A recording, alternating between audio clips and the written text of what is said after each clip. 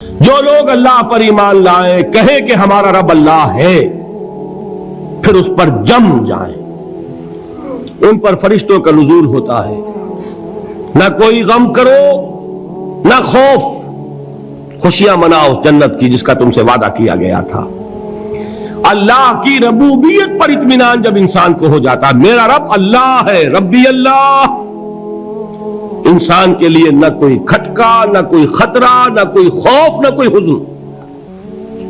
جو کچھ ہو رہا ہے کس کے اذن سے ہو رہا ہے؟ اللہ کے اذن سے۔ اللہ کے اذن کے بغیر پتہ تک نہیں ہلتا۔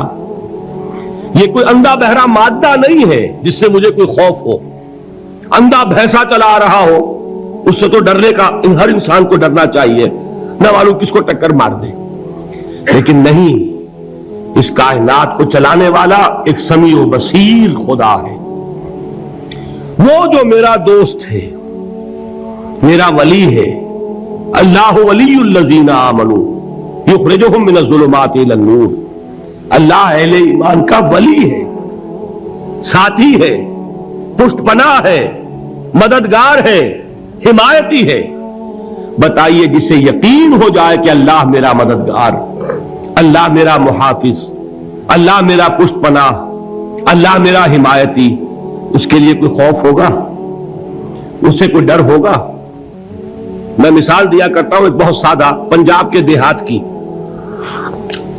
تو بڑا چودھری ہے اور کوئی غریب کسان ہے، اس غریب کسان کے جانوروں کو ہر وقت اندیشہ ہوگا چوری کا، کوئی میری بھینس کھول کر نہ لے جائے، کوئی میرا بیل کھول کر نہ لے جائے۔ لیکن جس کے بارے میں یہ سب کو معلوم ہو کہ وہ جو بڑا چودھری ہے وہ اس کا دوست ہے، اس کی بچیا کو کوئی خوف ہوگا؟ اس کی بھینس پر کوئی ہاتھ ڈالے گا؟ اسے کوئی اندیشہ ہوگا؟ نہیں۔ کیوں؟ کہ وہ بڑا چودھری، بڑا اس کا یہاں کا سردار، جاگیردار، سب کو معلوم ہے وہ میرا دوست ہے، کوئی میرے خلاف اقدام نہیں کر سکتا۔ اس دنیا میں یہ چھوٹی سی بات اگر آپ کے دلی اطمینان اور سکون کا باعث بن سکتی ہے تو ذرا تصور کیجئے۔ میں لفظ تصور استعمال کروں گا صرف اس لیے کہ اس کا ہم جس کو کہتے ہیں ادراک اور شعور کر نہیں سکتے، اگر کے ساتھ کر سکتے۔ اگر یقین ہو کہ اللہ میرا مددگار اور یقین ہو کہ اللہ ہر آن میرے ساتھ ہے، پھر کوئی خوف؟ کس کا خوف؟ کوئی شے اللہ سے بالا تر ہے؟ کوئی قوت اس سے زیادہ طاقتور ہے؟ کوئی اس کے ارادے کو بدلنے والا ہے؟ کوئی اس کی مشیت کے آڑے آنے والا ہے؟ یہی بات ہے جو حضور نے فرمائی، یہ ایمان کا حاصل ہے لب لباب، کہ دیکھو اچھی طرح اس بات کو ذہن نشین کر لو، اگر تمام انسان مل کر تمہیں کوئی نقصان پہنچانا چاہے نہیں پہنچا سکتے مگر جو کچھ اللہ نے لکھ دیا ہو، اور تمام انسان مل کر تمہیں کوئی نفع پہنچانا چاہے نہیں پہنچا سکتے مگر وہ شے جو اللہ نے طے کر دی ہو۔ آپ پھر میں کہوں گا ذرا طاری کیجئے، اسے فرض کیجئے، اسے سوچئے، اگر اس حدیث پر ہمارا دل ٹھکا ہوا ہو تو کسی سے ڈر ہوگا؟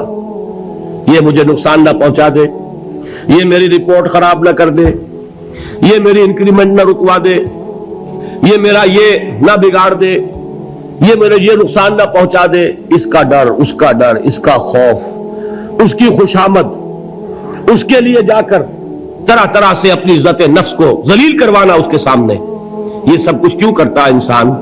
جب سمجھتا ہے کہ اس کے ہاتھ میں میرا کوئی نفع ہے، اس کے ہاتھ میں میرے لیے کوئی ضرر ہے، یہ مجھے کوئی گزن پہنچا سکتا ہے، یہ مجھے کوئی نقصان پہنچا سکتا ہے، یہ میرے کوئی کام بنا سکتا ہے، یہ میری کوئی ضرورت پوری کر سکتا ہے، اسی کا نام شرک ہے۔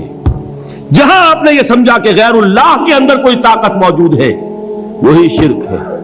بتوں سے تجھ کو امید خدا سے نو امیدی، مجھے بتا تو صحیح اور کافری کیا ہے؟ شرک تو یہ ہے۔ جس پر بھی تمہیں یہ خیال ہے کلمہ ہے، یہ کلمہ سوم، لا حول ولا قوت الا باللہ، ذرا اس پر دل کو کبھی اگر آپ تصور کریں، پھر فرض کریں، دل ٹھک جائے اس پر، کوئی طاقت نہیں۔ یہی بات تھی جو شیخ عبد القادر جیلانی رحمۃ اللہ علیہ نے اپنی وصیت میں اپنے بچے سے